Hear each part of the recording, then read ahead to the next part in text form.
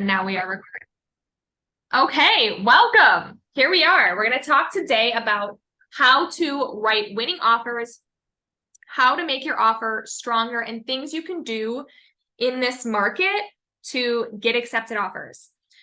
We do have Alexa and Des here as well, just to talk about from another perspective, because they see accepted offers all the time, what they're seeing win offers. So I also want to make this interactive. I don't want it to be me talking at you the whole time. Of course, I have things that I see. I see your guys' accepted offers all the time. I think there's a lot of factors that go into having proper communication and writing a strong offer to get a winning offer. But I also want to hear from you. And I want you guys to share with each other and share with the group what you're seeing so we can learn from each other. So with that, before we get started, I want to know what questions we can answer throughout this training, just so I know, where to take this. So this one is going to be a little less formal. I'm not going to read the offer to you in this particular class because I just want to have a conversation more than anything. And I want to hear from you what you're struggling with. So for the agents who are on here right now, as you're writing offers and you're out there shopping with clients, what are you struggling with the most?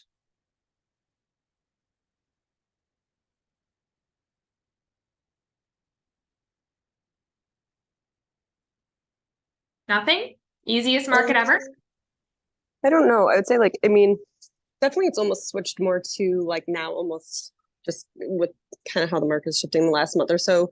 I would say like more so actually like there have been homes on the market more, but like kind of now getting my buyers too. But I would say trying to I don't know, trying to explain the market to my buyers. So like we had one this weekend and like kind of I guess just having an understanding of how strong they need to go because there's definitely at least I've seen a shift kind of out by us where it's like we're not having to go 40,000 over asking. So then, they're looking to us like, okay, kind of give a little direction of, what exactly, we need to be a winning offer, but not go, completely crazy because there's definitely been a shift. So I think, I don't know, I guess helping them kind of understand too, though, that while there is like it's maybe houses are sitting a little bit longer, like if this is the one that we want, that you're still kind of having to put your best offer forward. So it's kind of changed lately, I think, in the last like 2 months as far as like kind of what my struggles have been now with buyers and getting accepted offers.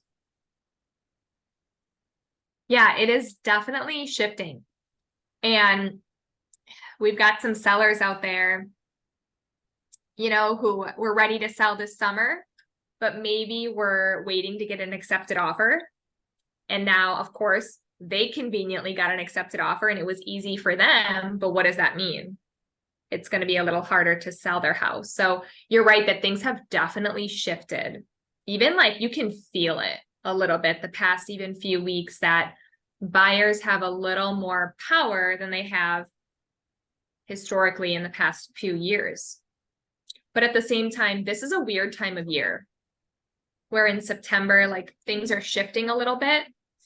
And I think historically, looking back, I try to think back, like, does this happen every year? Is this new? And historically, right around this time, we have agents start to go like, I'm getting nervous. It's the seller's market might not be here as much anymore. It's kind of scaring me. And this has been happening around this time for the past few years. So this is actually pretty normal lately, just with the shift. Kids going back to school, the world has shifted a little bit. Christmas is coming. That's really weird to think about, but people, are thinking about things a little bit more. So we will see, things slow down a little, but I think, everything that we're reading is saying that rates are going to hopefully start to go down a little bit next year. And that's something we can talk about with Epic and what that's going to do to the market. And I think understanding the market is kind of our first step. So I might have them talk right away because the more we understand the market, the more we can participate in this market. So Alexa, what are you guys seeing? I will say it is a very weird time with specific homes. So I get offers accepted that are FHA, under list price with seller concessions. And then I just had an offer submitted this past weekend where they went up against 17 other offers. There was 90 showings on the property and it was crazy busy. So it's really hit or miss right now with properties listed, as I'm sure you guys are seeing. As far as rates specifically, these past 2 weeks, they have been kind of inching the wrong way. The Fed meeting last week, they did let us know that they're going to kind of hold where they are for the next couple weeks until they have their next meeting. So not a ton of news there. But there is a lot of anticipation for next year, especially being an election year, to kind of see those drop down. So conversation that I'm having with clients is, you know, taking advantage of how the market is right now. Rates may be up a little bit, but then taking advantage of refinancing come next year when the rates are hopefully going to be settling a bit. Because you can't change your purchase price on your house, but you can change the rate, which is always nice.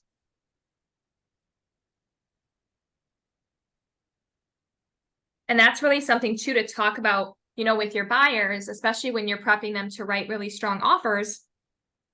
We're really in a great market for anyone right now. Sellers can still get great prices for their home, but buyers can actually get accepted offers right now. And with the education that they've received so far, you can really prep them to write great offers and get accepted offers. And any buyer who's on the ledge, like, oh, I'm going to wait for rates to go down. Well, what's going to happen when rates go down is prices are going to go up. So right now you can get your buyer into the really have your cake and eat it too scenario of getting a great price for the home, and then they can take advantage of that when rates go down. So right there is, as we prepare to write strong offers, some of it is not even necessarily what we're writing on the offer, but what we're getting our buyers to be comfortable with when they're going to write an offer. Is anyone struggling right now with buyers thinking this is a terrible market to buy in?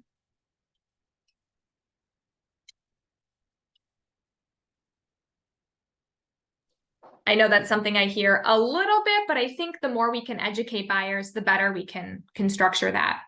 So as we prepare to write, I think a lot of it happens in the preparation aspect. And if anyone's been in my coaching class, you have a document called Questions to Ask Before You Write an Offer. So that document I can send after, actually, if anyone, I'll just send it to everyone. I need to write this down here. So what that really is it helps you prepare to write a strong offer, and it talks about the communication that you're going to have with the listing agent prior to writing. That is so, so, so important. Before you go into a showing where you think that you might be writing an offer, always call the listing agent ahead of time. What you're doing is you're beginning that communication channel, introducing yourself, breaking down any barriers, and getting them to hear your voice. So become friends with them. Ask them questions. How are things going on the home? Is your phone blowing up? Depends on what the home is, but what's important to the seller? Tell me what we need to know about the home. You know, what's important to them? When do they need to close? Where are they going? When do they need to be there? Because the more you can understand what's important to the seller, the more you can structure an offer for them. You never want to go ahead and just write an offer out of nowhere when the listing agent isn't expecting it. That listing agent should know when that offer is coming in because you told them when it was coming in. So a lot of it starts with really proper communication and making sure that you're asking the right questions. And by asking the right questions, you're also subliminally kind of telling that listing agent, I'm going to be great to work with. I'm organized, I'm on top of things, I'm communicative. And if you have 3 offers that look exactly the same in front of you as a listing agent representing the seller, and one is from that agent who was really chatty, communicative, on top of it, asked lots of questions, got back to you, and then you've got another one who you actually didn't even know was coming, and you have another one who was a little rude to you on the phone, which one are you going to encourage your seller to choose?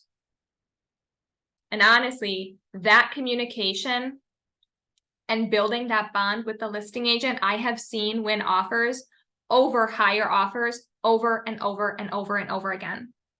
Because a high offer written by a not so great and communicative agent that may not close is not as good as an offer that's most likely going to close.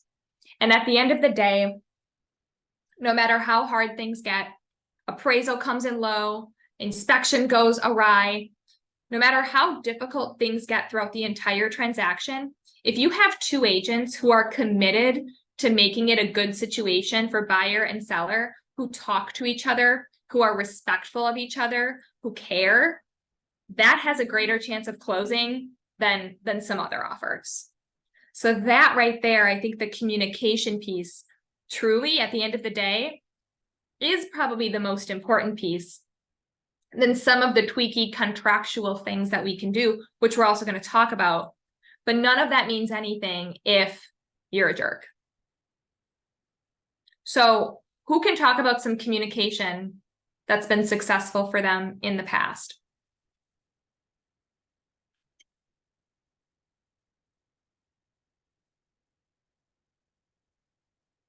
Got a quiet bunch here today. Tracy, I know you have. You went through my class. Tracy looks like she wants to say something. I know, I can see it in your face. Oh, her microphone doesn't work. Oh. I forgot about that. That's right. No, it is. It matters. Especially when you're on the listing side. I cannot tell you, every time that I list a home, I've gotten offers so many times that I never even knew were coming in. And one of the issues with that is the less you have to go back and forth, the better for everybody.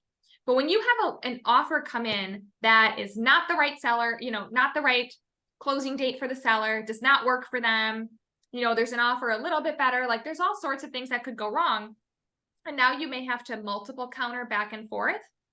Now you've just lessened the chances than if you just write a one and done offer specific to the seller. And keep in mind, were you going to say something, Michelle? Oh, no, go ahead. Sorry, I was just unmuting. I had something, but I'll wait till you're done. Yeah, so what I was going to say is you can ask questions even if you know they're not supposed to answer them.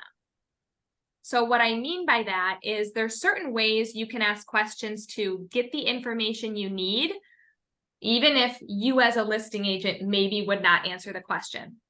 There's nothing wrong with asking questions. You're not the one telling the answer.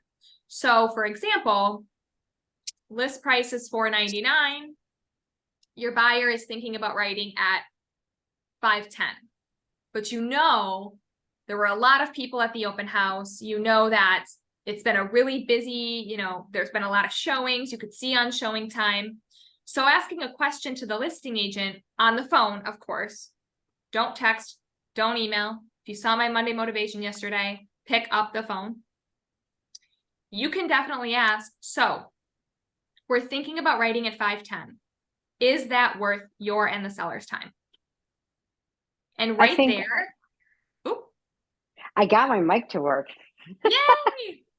I push on the same spot on my phone for it to work and not work, and sometimes it works and sometimes it doesn't work. But anyways, the last two offers I got accepted. I honestly was kind of surprised they were the ones that got accepted. Neither one of them, one of them went a little bit over asking, the other one didn't go over asking at all. But I think partly it was the communication. When I called them, one has a special assessment fees, and I was able to talk through that with the listing agent, and made her understand that my buyer was clear that he would take those on. I offered to have the lender, also call them. And I think the difference really made, because they had an open house for this condo on Broadway in the 3rd Ward, and it was pretty busy open house. And I think that really, I don't know if it made the difference or helps, because we didn't go over asking. He had a strong down payment and a huge earnest money, but we didn't do a lot of extras, and we still were accepted. But I'm sure you communicated really well. We did. We talked back and forth quite a bit during the process, and I even screwed something up when I sent the first offer out. I'm like, stop, and I had apologizing, and then I had to resend it. And I think just the communication up front helps me be protected from my mistake and I'm a resend. Mm-hmm. So on all my offers, I always call the agent and say, what do the sellers want? And kind of work through your questions. And I'm a big fan of the one and done. So I'm not a huge fan of amendments back and forth. And so that has worked really well. And then I encourage like thank you notes when we show the property Mhm. or go and do the showings and such. So I think those little extras go a long way with sellers, especially if sellers are emotionally tied to the house. Well, I agree with that. Even after the close of the sale, I send out thank you notes to each of the listing agents, and then I think they're really surprised because I always get like emails or text back saying thank you for the thank you note. So I think those. I mean, that obviously that deal is already done, but I think going forward in the future, it may make a difference. Yeah. And I don't know if you guys know this or not, but we actually send a thank you note after all of your closings as well. Did not know that. So it The makes you look even personal better. touch. Mm-hmm. Mm-hmm. It's really Brooke. No one can read my handwriting. So.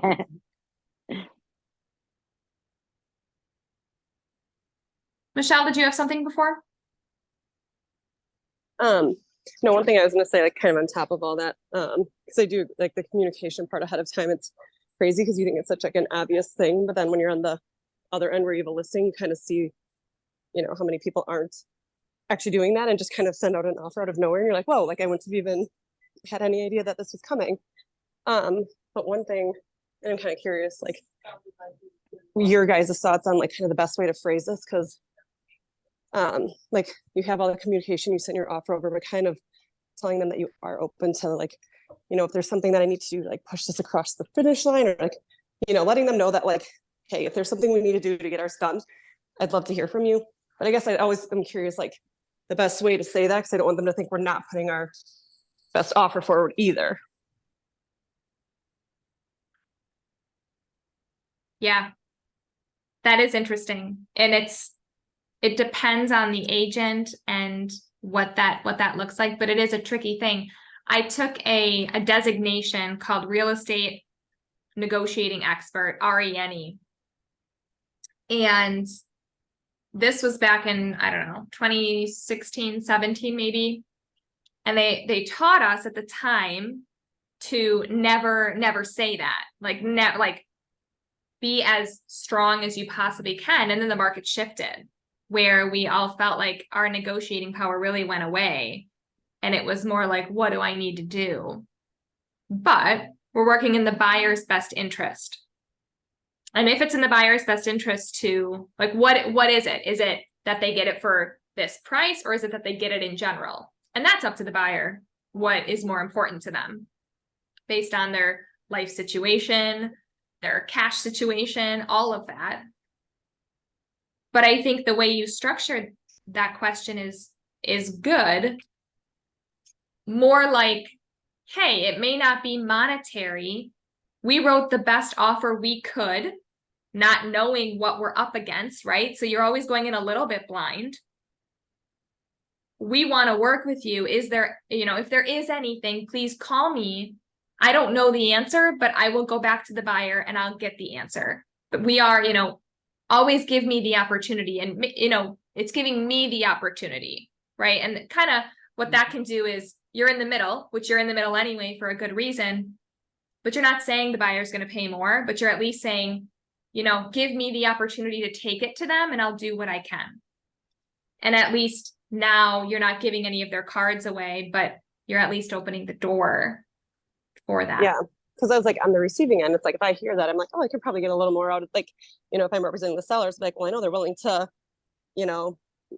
maybe negotiate a little, so maybe I can squeeze a little bit more out of this. So that's why I don't know. I never know exactly what I think. But in this case, like over this past weekend, it did work because she came back to me and asked for like 2 small changes, and they had 2 other offers, and we ended up getting it. So I'm like, I don't know. I don't know how much of it is us saying that like we would be willing to tweak some things, or I don't know.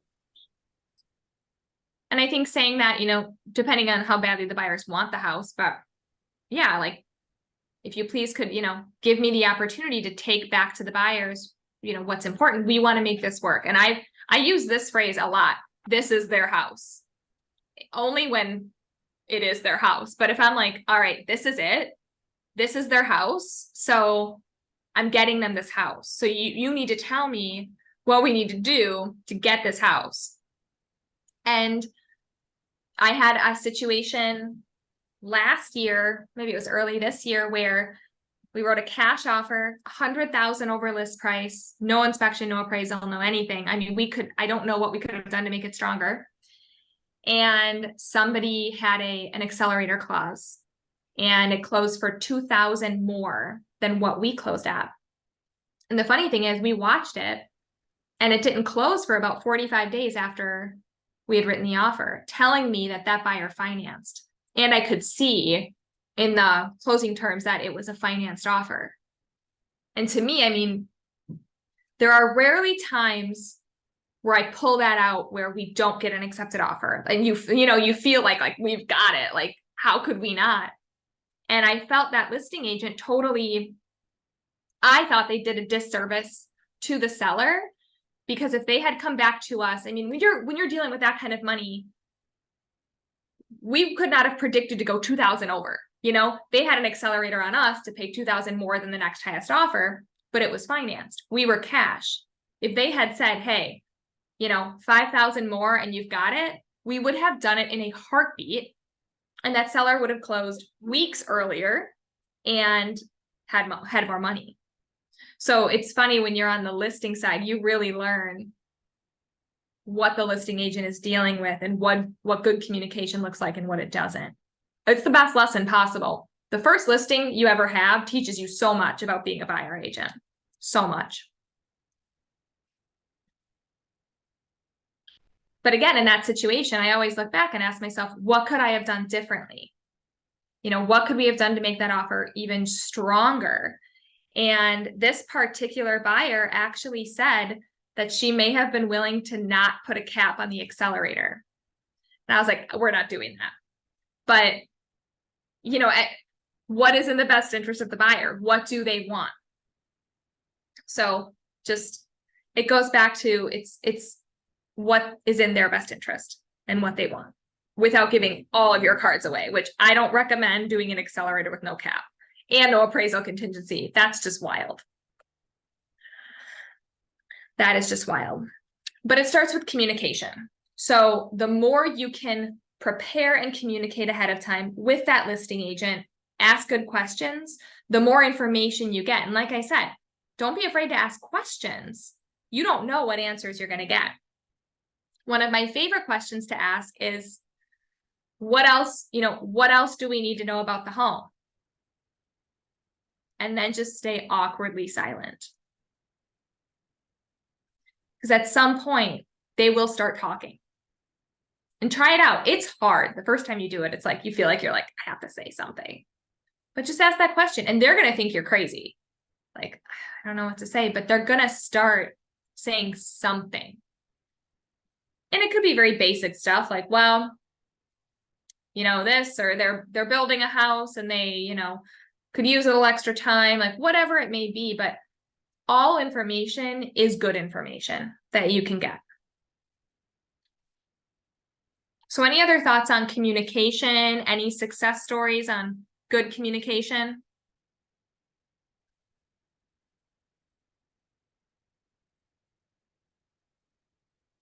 So one other thing I want to talk about is prepping your buyers.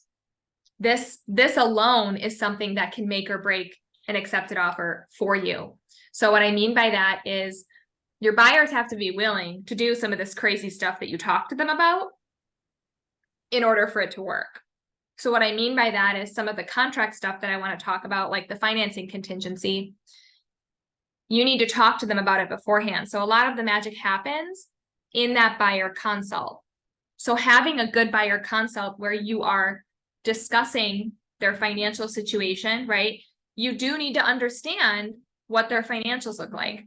You don't need a financial statement or anything like that, but you need to have an understanding of what they can put down, what that looks like for them. If they have to sell their house, do they have to sell their house to purchase? Who is their lender? Can you talk with their lender and come up with a strategy about their listing and their purchase? Is their house going to sell quickly or not? Can you get an accepted offer with them and then list their house right away? How confident are you that that's going to work, right? There's so many questions that you need to figure out ahead of time, because the more you prepare them and teach them what's working in the market and what's not, the more they'll be willing to listen and take your advice when they finally do decide to write an offer. So I like to show them the offer to purchase and talk about some of those main contingencies and what that means, and talk about some of the tools in the toolbox that we can use to get an accepted offer.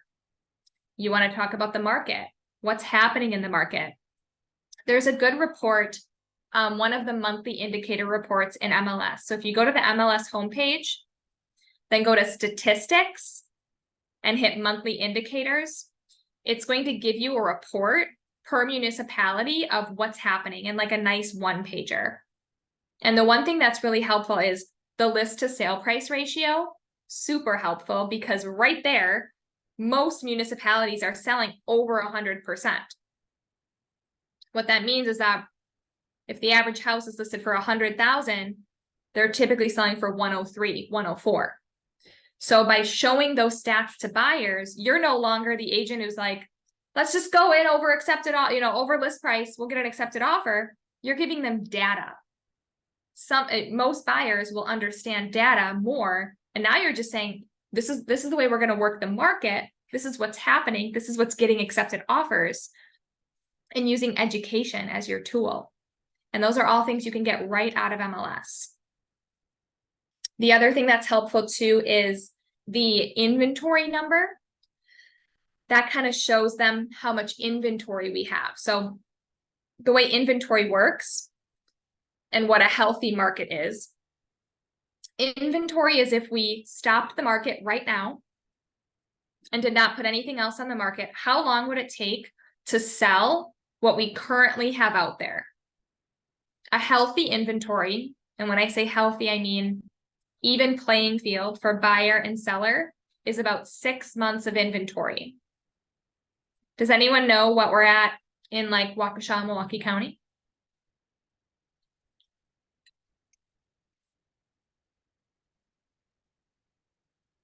Any guesses?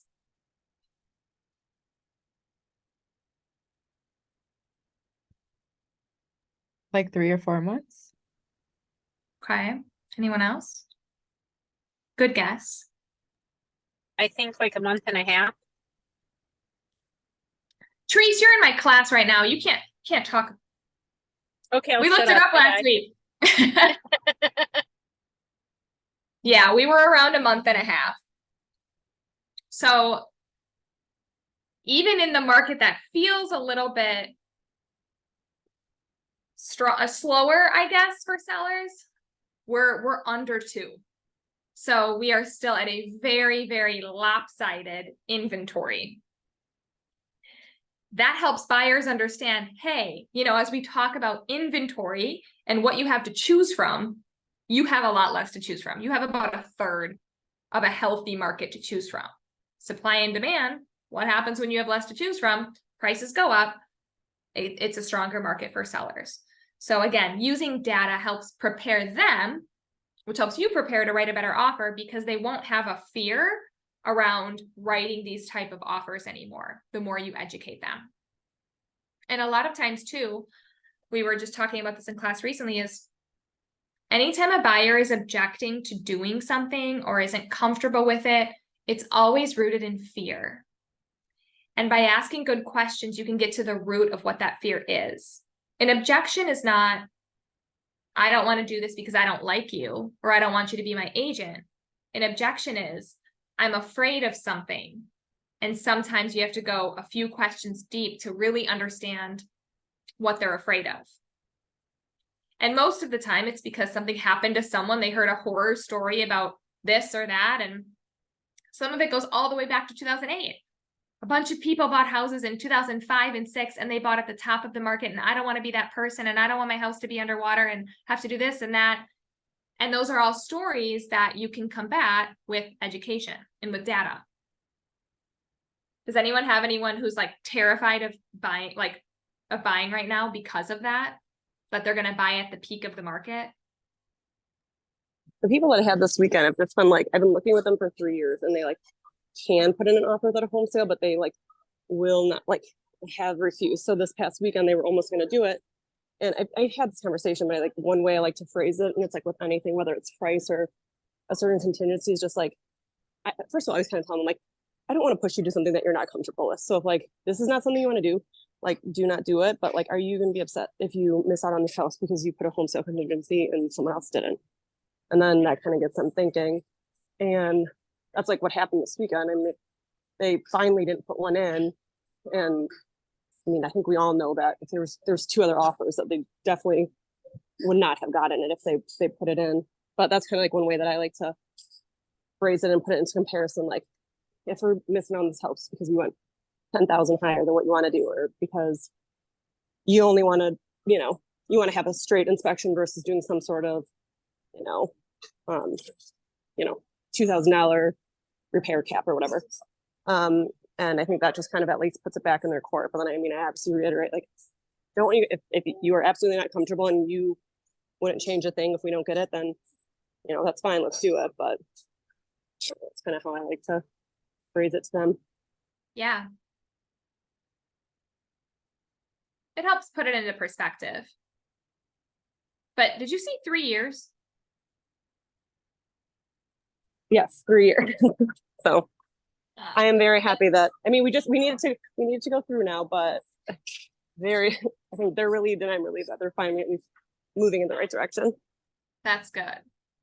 Man, and they could have gotten a way better, I mean, real estate's only gone up, right? So 3 years ago, they could have bought something for a lot less. I'm sure they realize that now. But yeah, that's tough. I mean, none of us have a crystal ball. None of us know what's going to happen in the market. If we did, we'd all be buying and selling at the perfect time. None of us can do that, obviously, but we can use history to tell us that real estate historically goes up. And a lot of those people who bought at the wrong time in 2005 and 6, those houses are worth way more now than they were back then, just like stocks, right? So that can help you kind of navigate that with the buyer. Now, if you're looking to flip a house, that's a little bit different. But if they're looking for a home they're going to live in for 7 years, then, why not pay equity towards something that you own that you can sell later versus rent? Because at the end of the day, when you rent, you always lose. You're paying money that's not going towards anything, and you have nothing to sell when it's all over. So that kind of can help you if you have someone kind of getting over the hump there. So communication wise, that's key. Prepping your buyer, which also comes down to communication, huge when it comes to that. Making sure if you do have an offer where they are financing or they have an appraisal contingency, always make sure your lender is calling the listing agent. What this does is helps your buyer in the event that you're up against a cash offer or somebody who waived appraisal. That way you can just make sure that somebody is also representing you. It's like another person who's vouching for your offer. Why not take advantage of that? So as agents, as buyer agents, make that a requirement that you tell your lender, you need to be calling on my buyer's behalf. It helps you and it helps me. And at the end of the day, it helps who truly matters, which is the buyer. So Alexa, what does that conversation look like if you have an agent who wants that done? Or I assume you do that all the time? Yeah, yep. So typically it depends on the specific client, but most often, especially with buyers that I'm working with right now, everyone's really strong. If you're not a really strong buyer, you're most likely not buying right now. So having that conversation, obviously introduce myself, and then I talk a little bit about the buyer, just vague. Sometimes if the buyer wants me to give more information, I'm happy to do so with their consent, but usually just something, good employment history, they have a strong income, strong reserves and great credit. So, I don't see any issues moving forward. My team is 100% local, so we'll have no issues moving this along slowly with our in-house processing team. Because I think that's a lot of people's concern, especially when they're talking to a mortgage broker and not like Landmark. They want to know, where is this lender where is your team located, making sure we're like in the same time zone. So I always like to touch on that too, just to ease their minds. So usually those conversations are really well received. And if we don't get them on the phone, we always leave a voicemail. And then I always ask my agent to CC me on the offer, because if I call, leave a voicemail, depending on how active this specific property is, I like to follow up with the offer submission thread and just say, hey, left you a voicemail, please feel free to give me a call back if you have any questions. And then that way they kind of associate me with the right client and there's no confusion there.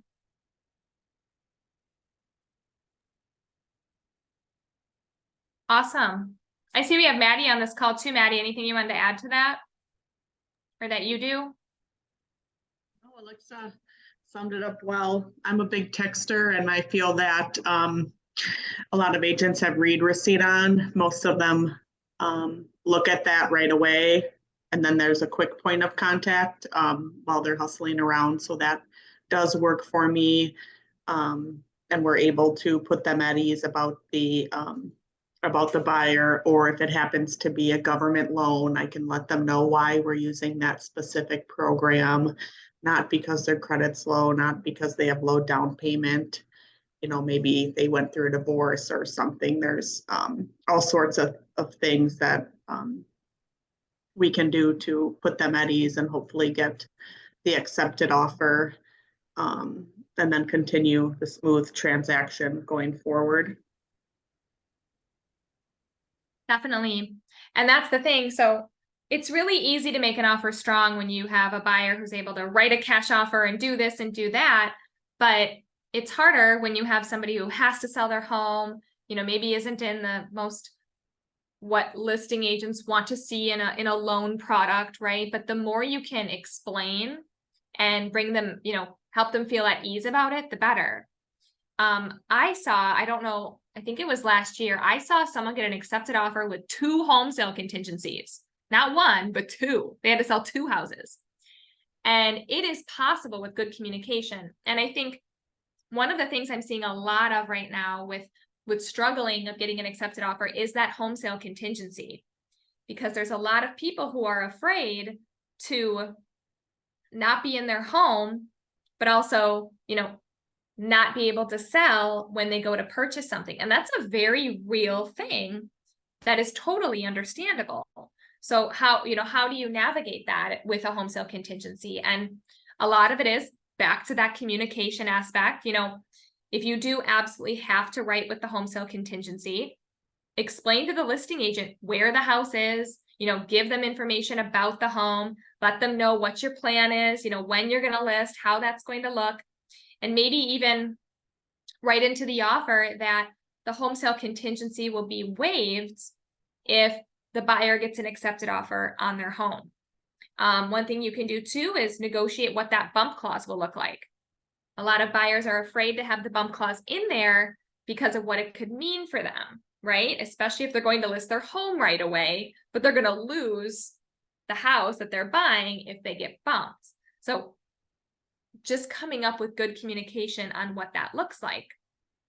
So one thing you can do is say, hey, we are willing to add a bump clause in if we don't get an accepted offer in 3 weeks. So you can put that right into the offer that the bump clause will be enacted after 3 weeks of no accepted offer on the home sale contingency home, which can show the seller how prepared and confident you are that their house is going to sell. So something you can do as you get creative with people who may not have that. Michelle said we have that right now. Yeah, so how did the seller take that? Did that go well? Were they like, not so sure?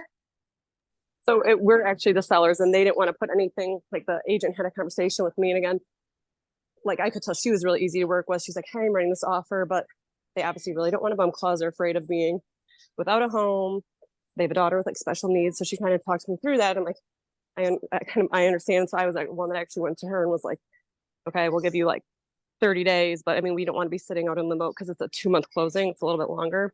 So we basically said like, we'll give you 30 days to get an accepted offer. And if by then we don't have one, that we can enforce the bump clause. So again, good communication. And she also kind of eased my mind and like you said, gave me like the whole process of we'll have it listed within 4 days. That was also written into the offer. Just so we're on the same page. Yeah. And you probably never thought you'd accept an offer with a home sale contingency, but good communication made you less concerned about it. Yep. Yeah, exactly. No, that's great. And I've definitely had as a listing agent where we've accepted a home sale contingency offer, and she sent me the flyer for the home and, get them involved. Like, hey, do you have a buyer for this house? Like, we're putting it on the market, like talk about it and, let them know the plan. That's really what it comes down to, a fear of not having control over what's going on over here. I already have a house to sell. Now I have to worry about your house selling. But if you have a full understanding of what that house is, especially in this market, you may feel better about it. So, well, and I guess with that, like, I feel like after though, like communication's been so, like she'll respond if I kind of ask, but like for the most part, it's like now I feel like it's been a little bit stale. And I guess on your end, like how often do you think is like the appropriate amount to like, I don't want to bother her and be like, how are you doing your job? But I also just like would like update a little bit of, what does this look like on your end? And I feel like I kind of have to ask her, but I obviously don't want to push it. So I guess how often would you be checking in on that if I'm not really hearing anything? I mean, I would say at least weekly, that you're at least saying, we had some really great showings, just at least giving you some peace of mind of what's going on over there. Because it matters for what you're doing. Of course, for you asking, if you're not hearing anything, I would ask weekly. Hey, what are the updates this week? Did you have any showings? Expecting any offers? Thinking about a price drop soon? Like what are they doing to generate that sale? Because now you have a vested interest in someone else's listing. So I think checking in weekly is more than fair. How would you, I have someone right now who just asked me if we looked at a house, it's a boyfriend, girlfriend looking to sell both their house and moving into one together. And he had just asked me about putting both their houses on as a contingency. I'm like, how would you even write that second one in? Yeah, I mean, it's not ideal, but you would basically, where it says, contingent upon the sale of the property located, you'd put both. Okay. You'd put both houses. We're still working on some other ideas for them, but yeah, I mean, ideally if they have to do it, like do one, right, and they could move into one, worst case or something like that. That was my suggestion, so we'll see. Yeah, I'm sure. No, it's not impossible to get an accepted offer with a home sale contingency, but if you're going to do it, you just really, really need to over communicate and give that listing agent your plan of when it's listing, what the specs of the home are, and make sure they're involved in it. Otherwise, don't just write in a home sale contingency and not explain it, because that's going to make everybody uneasy. But if you fully explain what it's going to look like and give them the date it's hitting the market, everyone usually feels a lot better about it. And then even, as a buyer agent, your buyer has to be willing to do this, but be offering to drop the home sale contingency once you get an accepted offer. You can do that too. Now, is there risk there? Of course, but it's a little more solid than just not having the contingency at all, or getting through a certain contingency. We'll drop the home sale contingency once our accepted offer gets through inspection and negotiates inspection. So you can be specific in your contract to make sure that you know that things are going to go through. So one thing too, contract wise, this is something we talk about a lot.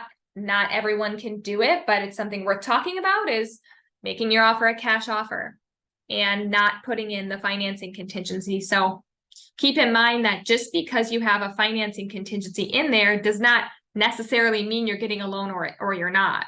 So by waiving it, what you're saying is, you're not saying I'm not financing this purchase. You're saying I am not making this offer contingent upon me getting financing. There's a difference there. So a question I ask in every single buyer consult is, whatever the purchase price of the home is going to be, do you have that in an account somewhere? Or do you have somebody willing to give you that, maybe even for a time, to get you an accepted offer? It's worth a shot, especially if you are in a very competitive market. It can be a way for you to get an accepted offer, but still finance on the back end. So with that, when you do something like that, you do need to show a proof of funds. That's what the contract says. Now, you can strike that part out in the contract, but most listing agents are not going to love the idea of an offer without a financing contingency and no support to back it up. Yes, the buyer is putting themselves at huge liability to do it, but at the end of the day, no one really wants to get into a lawsuit. So you do want to have something to back it up. One thing we've done is putting the parents, let's say the parents have the money, but don't necessarily plan on giving it all to the buyers, writing an offer with the parents and the kids on the offer to purchase, make it a cash offer as if they're the buyer since their name is on the proof of funds, and then dealing with it that way, and even removing them before closing is an option.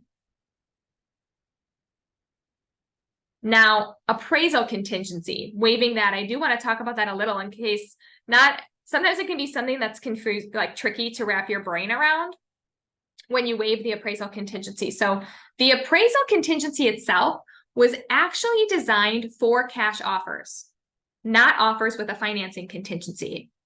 Because at the end of the day, you can't get financing if the appraisal doesn't go through anyway. So they're two separate contingencies, but truly they do kind of belong together. A lender's, not really going to give you a loan commitment if you don't have the money to bridge an appraisal gap. So that contingency is something you can put in there, even if it is a cash offer. So know that at the end of the day, you can use that if you are able to waive financing, but the buyer's still worried about what it's going to appraise for, or is worried that they're paying too much. You can still put the appraisal contingency into the offer, whether they're financing or not. So you can use those not together if you want to. I think that's helpful. And then the addendum AC, that's a new addenda that came out just a few months ago, earlier this year. If you are planning on doing an appraisal gap or an inspection gap or an escalation clause, use addendum AC. Do not write your own. So if you're not familiar with it, go into .loop and look at our master documents and pull up addendum AC just so you can get familiar with it. Read it before you ever have to use it. That way you're not scrambling to figure it out or explain it to your client. But the three things on it really are your escalator, your accelerator, right? That's really why it's called addendum AC. What you're saying there is that you will pay blank amount over the next highest offer up to blank. So when I talked earlier about not having a cap on the accelerator, what that client was talking about is literally saying, we will pay $5,000 over the next highest offer. So if an offer came in for $10 million, they're paying $10,005,000. Now, it's super risky. It's probably not going to happen though, right? Because they have to be what's called bona fide offers, which means real offers, right? Because a seller could go call their friend and say, hey, I need you to write me an offer for $10 million. And now you can enact the accelerator on that buyer. That's illegal. You can't do that. It has to be a real offer that you're using to accelerate. But using that addendum AC can put you in a position to say, yes, we're willing to go up to this amount. However, we're going to start here. And that can be a beneficial way to get an accepted offer. Be careful with it though. I try not to make it too big or too small because it can be kind of alarming to a seller. Some sellers might just say, why didn't they just offer that to begin with? Why do we have to do the dance? So if you are going to use the accelerator addendum, just communicate. Again, comes back to communication, but I always ask, hey, if we send an accelerator addendum, is that something you and the sellers are comfortable with? And that way you just learn off the bat if they're willing to talk to you about it or not. There are some private remarks in MLS that will say, do not write an accelerator. highest and best offer. That tells you right there, okay, we'll come in with our highest and best. But you will have listing agents who say, yeah, of course, we'd love that. That's great. So again, just communicate what you're doing. Same with the inspection contingency. If you have a buyer who just cannot, is not comfortable waiving inspection, putting in a gap can help ease the seller's minds. The bigger the gap, the better. What you're saying is, hey, if something comes up that's $20,000, we're going to cover up to this amount. So you can make the gap as big as you want it. And what that's kind of saying, the message you're giving the seller is, we're not going to nickel and dime you. We're only going to, get this involved if it's something very, very big. So you can do a $5,000 gap, a $10,000 gap, a $20,000 gap. Anything over that, I'd probably just tell this buyer, like, why do you even need the inspection contingency? Because one thing that it seems silly to say, but actually eases buyers' minds is those buyers who say, I just want to have an inspection for informational purposes. Truly, I'm not going to ask for anything, but I just want to know. Remind your buyer they can do an inspection after closing. And some of them, honestly, I know it sounds silly. I had a buyer recently ask me if they were allowed to do that. And that's not a stupid question. We're just so used to things being the same way that they didn't think about the fact that they could have the inspector come in on their own terms. So have that conversation with the buyer. If they truly tell you it's just for my information, well, if it truly is just for your information and you don't intend to walk away or drop the price if you find certain things out, then in theory, there's no difference if you have it after closing. Because as a listing agent, when I see an inspection for informational purposes, there's no way we're doing that, because now I feel like it's not just for informational purposes. Otherwise, you can do it after closing. Does anyone have buyers who try to do that? Well, the other thing is if they find something inspection, now the seller knows about it. And if for some reason something doesn't go through with the sale, now they have to disclose it. And yeah, Yeah. Definitely. That's why, and again, it's educating your buyer. You're not making them do anything weird or wrong. If they want one, of course, respect that and write it in. But if they're telling you it's just for informational purposes, just put it into that perspective for them so they understand, do you really want it just for informational purposes? Or is this something where you want to learn things about the home before you buy it? Because then we do want the contingency in there if that is the reason. So again, just comes back to that communication aspect. And then things you can offer monetarily. Again, not everyone has this in their toolbox, but offering to pay the seller's portion of taxes for the year. Not as beneficial in the spring, more beneficial right now. If the buyer does have, the cash to throw for taxes or something like that, maybe instead of writing 5,000 over, using that same 5,000 and saying, we're willing to pay the seller's portion of real estate taxes this year. That's pretty cool for seller, because that means they're going to get that money back if they escrowed it for the year. So that can be something that sellers like, just depends.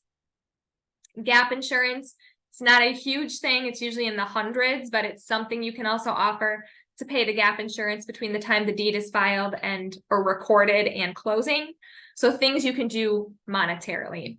But again, it's easy to get an accepted offer when your buyer has money. So the challenge comes when they don't have a huge down payment or have a certain loan type that may have negative connotations, even though it is just fine of a program. It really comes down to over communicating with that listing agent and letting them know you're going to be great to work with. You're going to work with them. You're going to get this to closing.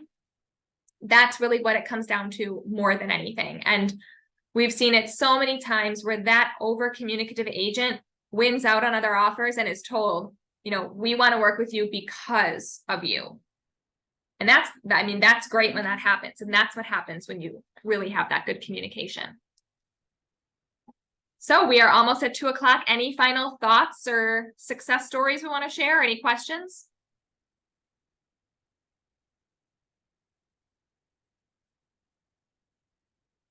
I was just gonna say, I did have a buyer who wanted to waive his appraisal.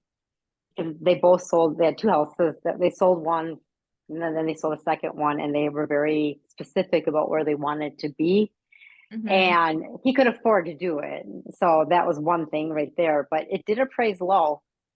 And so he did have to pay the difference. So just to know, I guess, just make sure you know their financial situation. And we were very clear on the possibility that that he would have to do that if it did. So he was informed. And we were actually, even the listing agent was surprised that it didn't appraise out because they didn't like go crazy over by any means. And everyone was a little surprised. But anyhow, he still had to pay. So just, I guess, if Yeah. you have to make sure you know for certain of the price ranges that they're able to cover. Definitely, definitely. Man, it's all fun and games when you write it, and then when it actually happens, it's like, oh, ugh.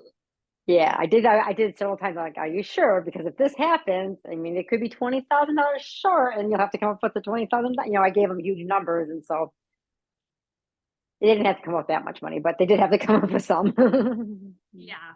Ugh. Not fun. Well, Michelle says Brounder listing going live on Friday, 3-bed, 2-bath at 3:30.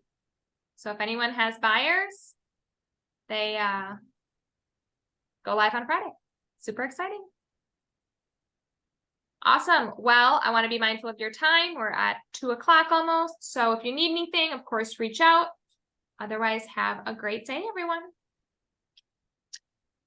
Bye.